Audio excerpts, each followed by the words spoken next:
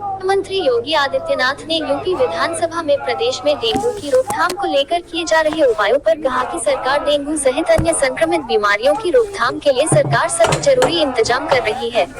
प्रदेश के करोड़ों लोगों को आयुष्मान योजना का लाभ मिल रहा है। उन्होंने नेता प्रतिपक्ष अखिलेश यादव के प्राइवेट संस्थाओं को बढ़ावा देने के सवाल का जवाब देते हुए कहा कि प्रदेश में आयुष्मान योजना और मुख्यमंत्री स्वास्थ्य योजना से करोड़ों लोगों को लाभान्वित किया जा रहा है। विधानसभा में उत्तर प्रदेश के मुख्यमंत्री योगी आदित्यनाथ ने कहा, बहुत सारे ऐसे वायरस होते हैं जिसमें प्लेटलेट काउंट कम हो जाता है। इसके लिए हर जनपद में ब्लड सेपरेटिंग यूनिट दी जा चुकी है। प्रदेश के अंदर 10 करोड़ लोगों को आयुष्मान भारत और मुख्यमंत्री जन आरोग्य योजना के अंतर्गत 5 लाख रुपए का सालाना स्वास्थ्य बीमा सरकार उपलब्ध करवा रही है। किसी भी प्राइवेट अस्पताल में भी सुविधाएं मिल रही हैं। बिजली के मुद्दे पर डिप्टी सीएम व नेता प्रतिपक्ष अखिलेश में तकरार। सदन की कार्रवाई में सवाल जवाब के दौरान बिजली के मुद्दे पर उप मुख्यमंत्री ब्रजेश पाठक व नेता प्रतिपक्ष अखिलेश यादव में बहस हो गई। सामान्य बजट में जो स्वीकृतियां प्राप्त की थी बजट की, आज आप देखिए तो वो कहीं 25%, कहीं 30%, कहीं 16%, कहीं 19% खर्च हुआ है। सप्लीमेंट्री बजट उस समय लाया जाता है जब बजट की आवश्यकता हो। जब सरकार पुराने बजट को नहीं खर्च कर पाई है तो नए बजट की कोई आवश्यकता नहीं होगी। अखिलेश के सवाल पर उप मुख्यमंत्री बोले, यूपी में अब 24 घंटे बिजली आती है, जिस पर अखिलेश यादव ने तंज कसते हुए कहा कि स्वास्थ्य मंत्री को बिजली की चिंता कब से होने लगी। इस दौरान सदन में जोरदार हंगामा हुआ। अखिलेश यादव ने कहा कि योगी सरकार ने अपने कार्यकाल में प्रदेश में अब तक एक भी पावर हाउस नहीं खोला है। उन्होंने उप मुख्यमंत्री से कहा कि जब डेंगू की बात आएगी तो आपसे सवाल करेंगे, आपको बिजली की चिंता नहीं होनी चाहिए। वहीं मीडिया से बात करते हुए उप मुख्यमंत्री ब्रजेश पाठक ने कहा कि विपक्ष पूरी तरह से डिरेल है। उन्हें पूरे संसदीय इतिहास की कोई जानकारी नहीं है।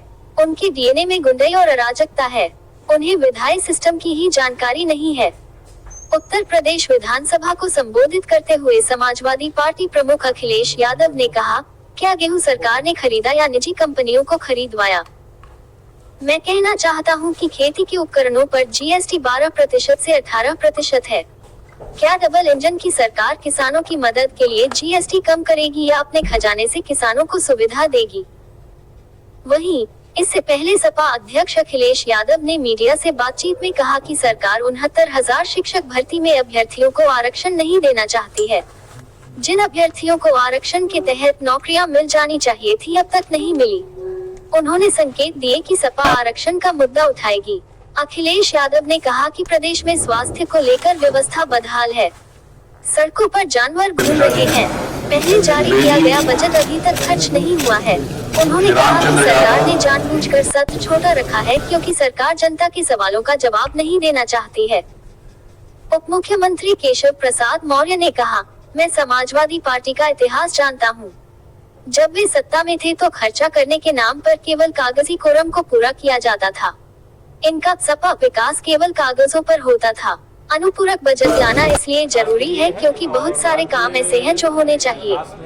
गरीब, प्रदेश के विकास, किसान, महिलाओं या नौजवानों के लिए कोई काम हो, ये सपा को हजम नहीं होता। उनका विरोध केवल दिखावा है। और सरकार पूरी ईमानदारी के साथ, संवेदनशीलता के साथ, सबका साथ, सबका विकास करते हुए जो वादे हम लोगों ने संकल्प पत्र के माध्यम से चुनाव में किए हैं, एक एक वादे को पूरा करेंगे। गरीब कल्याण की योजनाओं को प्राथमिकता देंगे, महिला सशक्तिकरण को प्राथमिकता देंगे। जो चाहे वो रोड इंफ्रा हो, चाहे अन्य किसी क्षेत्र के निर्माण का काम, उसको बढ़ाएंगे। ठीक है।